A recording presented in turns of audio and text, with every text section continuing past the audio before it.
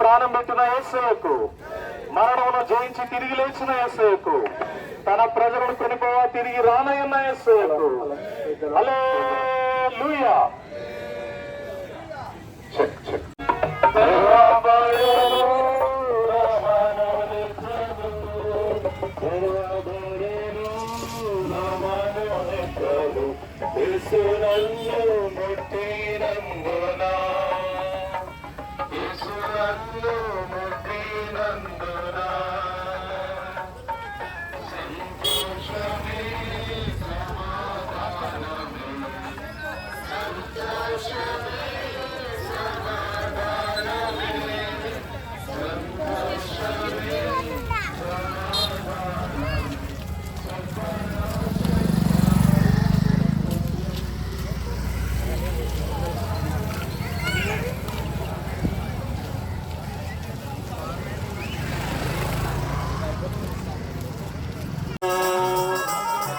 పరాశక్తమైన సంతోషం.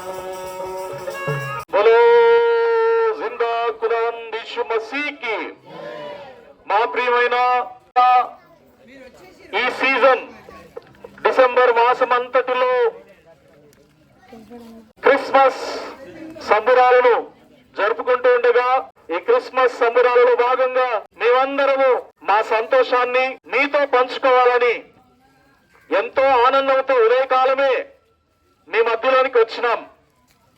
ఈ శుభోదయాన మీకు అందజేయబడే ఈ శుభవర్తమానం సంతోషకరమైన వర్తమానం.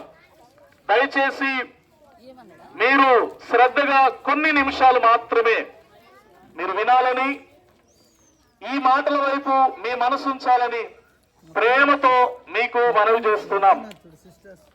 ప్రియమైన స్నేహితులారా, పరిశుద్ధ గ్రంథం చెప్పాలంటే దేవాతి దేవుడే, సృష్టికర్త అయిన దేవుడే శరీర రూపమును దాల్చి ఈ లోకములోనికి వచ్చిన దినమున పరలోకములో ఉన్నటువంటి సైన్య సమూహం అంతా దేవుని స్తోత్రము చేసింది. పరలోకము నుంచి ఒక దూత దిగి వచ్చి మానవులకు చెప్పిన వర్తమానం ఏమంటే, ఇదిగో సర్వలోకమునకు తెలియజేయబోయే కలుగబోయే సంతోషకరమైన సువర్తమానం నేను మీకు తెలియజేయుచున్నాను అని పరలోకము నుండి దూత దిగి వచ్చి మానవులకు ప్రకటించింది. ఆ దూత చెప్పిన వర్తమానం ఏమనగా, నేడు రక్షకుడు మీ కొరకు పుట్టి ఉన్నాడు, ఈయన ప్రభువైన క్రీస్తు అని. ప్రియమైన స్నేహితులారా, యేసు క్రీస్తు ప్రభువారు భూమి మీద పుట్టిన దినమున ఆయన గురించి ప్రకటించబడిన వార్త ఏమంటే, రక్షకుడు మీ కొరకు పుట్టి ఉన్నాడు. ఈ లోకంలో మానవుడు ఎందుకొరకు జన్మిస్తున్నాడు, ఎందుకొరకు జీవిస్తున్నాడు, మరణిస్తే ఎక్కడికి వెళ్తాడు, గురి గమ్యము లేకుండానే ఈ లోకంలో మానవుడు జీవిస్తూ ఉండగా, ప్రియమైన స్నేహితులారా, యేసు క్రీస్తు ప్రభువారు ఈ లోకంలో పుట్టింది, జీవించింది, మరణించింది కూడా కేవలం నీ కొరకు, నా కొరకే. సర్వలోకమందున్న సకల మానవాళి సంతోషం కొరకై, సమస్త జనులందరి కొరకై యేసు క్రీస్తు ప్రభువారు ఈ లోకములో జన్మించాడు. ఆయన సృష్టికర్త అయిన దేవుడు. ఆయనను నిన్ను ప్రేమించి నన్ను ప్రేమించి శరీర రూపమును దాల్చి ఈ లోకానికి వచ్చాడు. కారణం ఏమంటే, దేవునికి మానవుడు దూరమైపోయినాడు. మానవుడు చేస్తున్నటువంటి పాపమును బట్టి, మానవుడు చేస్తున్నటువంటి చెడుతనమును బట్టి, మానవులో ఉన్నటువంటి అపవిత్రత అపరాధమును బట్టి పరిశుద్ధులైన దేవుని మానవుడు సమీపించలేడు. దేవుని గురించి రాయబడింది, ఆయన సమీపింపరాని తేజస్సులో అమరత్వం కలిగిన వాడై ఉన్నాడు. ఏ మానవుడు ఎన్నడును ఆయనను చూడలేడు, ఆయనను సమీపించలేడు. నిజమే స్నేహితులారా, ఎంతో పరిశుద్ధత కలిగిన దేవుని పాపి అయిన మానవుడు ఎలా సమీపించగలడు? అయితే దేవుని సమీపించడం కొరకై దేవుడు ఏర్పాటు చేసిన మార్గమే శరీరధారిగా ఈ లోకములో జన్మించడం. యేసుక్రీస్తు ప్రభువారు కన్య మరియకు ఈ లోకంలో జన్మించాడు. ఆయన పరిశుద్ధమైన జన్మ, ఆయన పరిశుద్ధమైన జీవితం, ఆయనలో పాపము లేదు, పరిశుద్ధుడు, పాపము లేనివాడు ఈ లోకములో శరీరధారిగా జీవించాడు. అయితే పాపి అయిన మానవుడు దేవుని కలుసుకోవడం కొరకు యేసుక్రీస్తు ప్రభువారు ఈ లోకములో నీ పాపపు శిక్షను, నా పాప శిక్షను శిలువలో భరించినాడు. ప్రియమైన స్నేహితులారా, యేసుక్రీస్తు ప్రభువు అనగానే మనకు జ్ఞాపకం వచ్చే సంగతి శిలువలో వేలాడుతున్న యేసుక్రీస్తు ప్రభువారు. యేసుక్రీస్తు ప్రభువారు చేతులలో మేకులు, కాళ్ళలో మేకులు, తలకు ముండ్ల కిరీటం, శరీరం అంతా కొరడా దెబ్బలు. యేసుక్రీస్తు ప్రభువారు నీ కొరకై నా కొరకై కొరడా దెబ్బలు తిన్నారు, ఉమ్మి వేయబడ్డారు, పిడిగుద్దులు తిన్నారు. ఆయన వీపు అంతా చారలుగా దున్నబడింది, ఆయన గడ్డము పెరికివేయబడింది. ఆయనను అవమానించినారు, నిందించినారు. ఈ అవమానము, నింద, శిలువ హింసలు, శిలువ శ్రమలు అన్ని నీ కొరకే నా కొరకే యేసుక్రీస్తు ప్రభువారు అనుభవించారు. ప్రియమైన స్నేహితులారా, మనమందరం పాపం చేసి ఉండగా పాపపు శిక్షను మనం పొందవలసి ఉండగా మన పాప శిక్షను యేసుక్రీస్తు ప్రభువారు పొంది దేవుని కలుసుకోవడానికి ఒక మార్గమును ఏర్పరిచారు.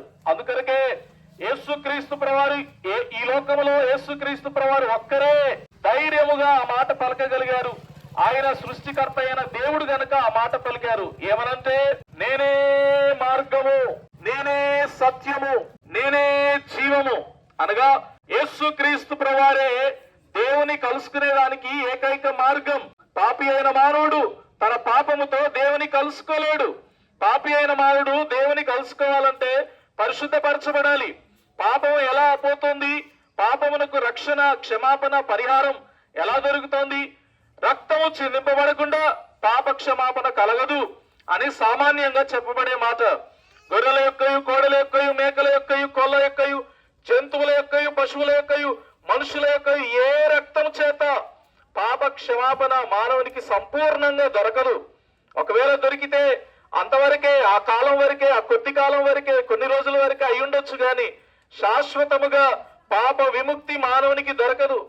అందుకనికే యేసుక్రీస్తు ప్రభువారు రాకమునుపు ప్రతి ఏడాది బలి అర్పించేవారు. కోడినో, గొర్రెనో, మేకనో, కోడెనో, ఏదో ఒక జంతువునో, పక్షినో వధించి రక్తం చిందించేవారు. అయితే నేడు ఆ అవసరత లేదు. దేవాతి దేవుడే శరీరధారిగా ఈ లోకంలోనికి వచ్చి నీ కొరకై, నా కొరకై శిలువలో అమూల్యమైన రక్తమును చిందించాడు. ప్రియమైన స్నేహితులారా, ఆయన జన్మ పరిశుద్ధమైనది, ఆయన జీవితం పరిశుద్ధమైనది. నా కొరకు శిలువలో ఆయన రక్తమును కార్చి మరణించినాడు, సమాధి చేయబడి 3వ దినమున తిరిగి లేచినాడు. అద్భుతమైన సంగతి ఏంటంటే, నేటికి యేసుక్రీస్తు ప్రభువు సృష్టికర్త అయిన దేవుడు, సృష్టికర్త అయిన దేవుడు నిన్ను నన్ను కలుగజేసి ఆయనను నీవు ఎలా తృణీకరిస్తావు?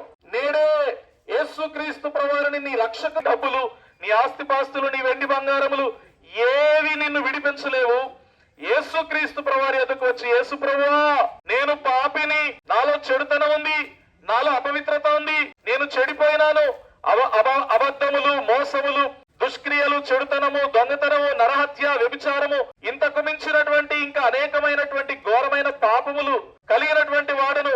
నా పాపముల కొరకు పరిశుద్ధుడైన నీవు శిలువలో చనిపోయినావని విన్నాను. నా పాపములు క్షమించు, నీ రక్తం చేత నా పాపములు కడుగు, నన్ను నీ బిడ్డగా చేసుకో అని యేసుక్రీస్తు ప్రభువారిని అడిగి ఆయనను నీ హృదయంలోనికి ఆహ్వానిస్తే, ఈనాడే, ఈ క్షణమే ఆ మాటలు పలికిన వెంటనే నీ పాపమంతటిని యేసుక్రీస్తు ప్రభువారు క్షమించడానికి సిద్ధముగా ఉన్నాడు. ప్రియమైన స్నేహితులారా, ఆయన బలవంతంగా ఎవరి జీవితంలోనికి రాడు, ఆయన బలవంతంగా ఎవరి ఇంటిలోనికి, ఎవరి హృదయంలోనికి రాడు. నీవు ఆహ్వానిస్తేనే నీ హృదయంలోనికి యేసుక్రీస్తు ప్రభువారు వస్తాడు. ఈ ఉదయ కాలమున ఈ శుభవార్త, ఈ సంతోషకరమైన వార్త నీ ఎదుకు తేబడింది. నీవు ఆహ్వానిస్తే గొప్ప సంతోషాన్ని, సమాధానాన్ని అనుభవిస్తావు.